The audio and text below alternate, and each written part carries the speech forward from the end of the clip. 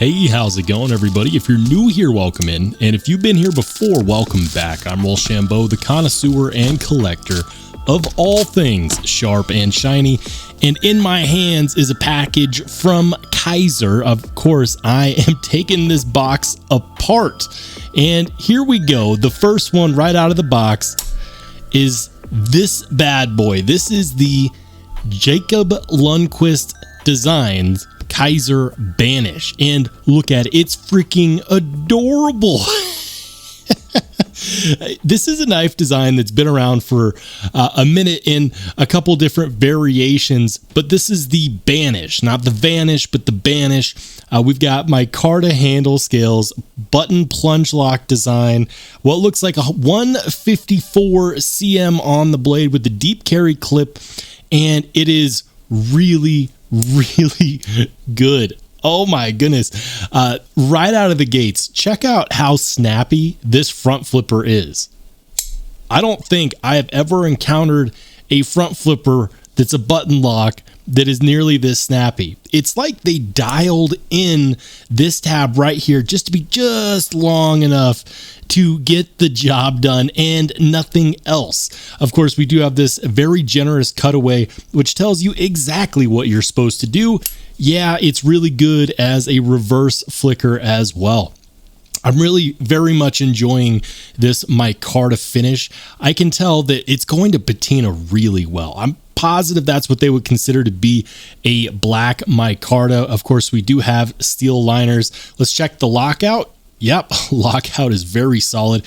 And look at this jimping. We've got an adequate amount of jimping. Kizer's been doing a really good job on that lately, and this one is no different. You're going to get about a 3 to 3.5 finger grip on here, depending upon the size of your hands, but it's going to be excellent for those utility cuts, and it will 100% fit in your fifth pocket. As far as a hardware check, let's go ahead and do that real quick. We've got our Torx T8 driver right here, so let's go ahead and confirm. Yep, T8 on the pivot, and hallelujah, T8 on the body screws. It is, of course, a single-sided captive pivot, and you lefties are going to love the fact that it also has a reversible pocket clip, making this truly ambidextrous. How's the action? Boy, the action is...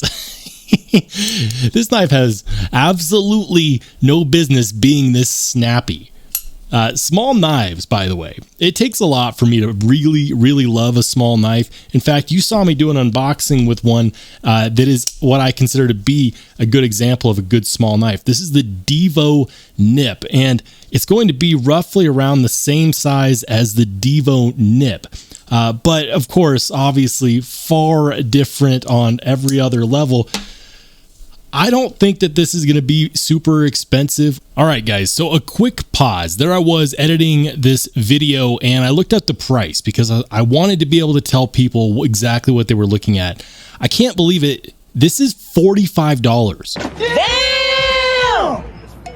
$45 for 154 cm and micarta, and what is definitely the best button lock that I've checked out in 2024 so far. And I haven't been checking out a lot of button locks. I'll go back to the regular video. I'm just extremely impressed. Make sure to check out the links below, because when people start to realize just how good this is, these will in fact sell out.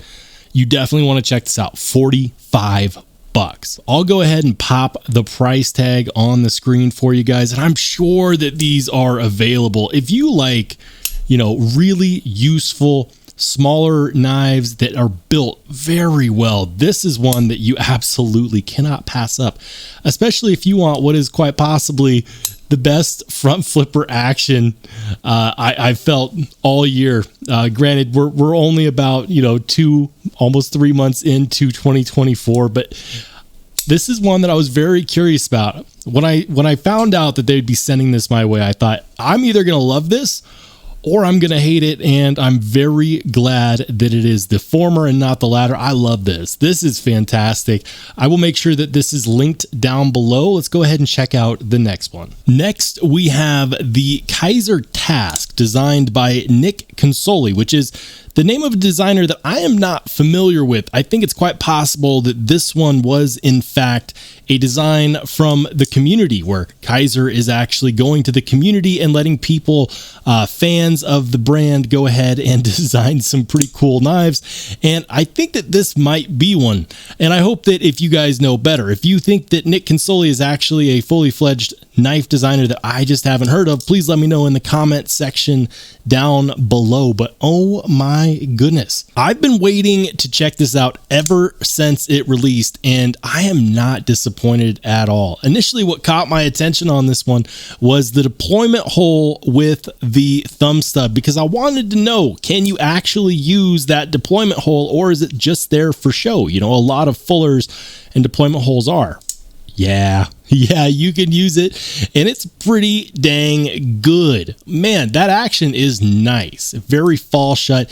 And guys, this is going to be utilizing Kizer's clutch lock design, which is their take on the ever popular axis lock. However, unlike the benchmade axis lock, with the clutch lock, you can actually change the tension on the Omega springs to your liking. You can make it stiffer, you can make it lighter, whatever your flavor is, you can have it your way. You can have your cake, you can eat it too, and if you like your Omega springs to be a little bit on the stiffer side or a little on the softer side, oh yeah, you can have that as well. We've got a deep carry steel pocket clip right here with flush screws. That is fantastic. And now we need to check to make sure that the hardware is both T8 and yes.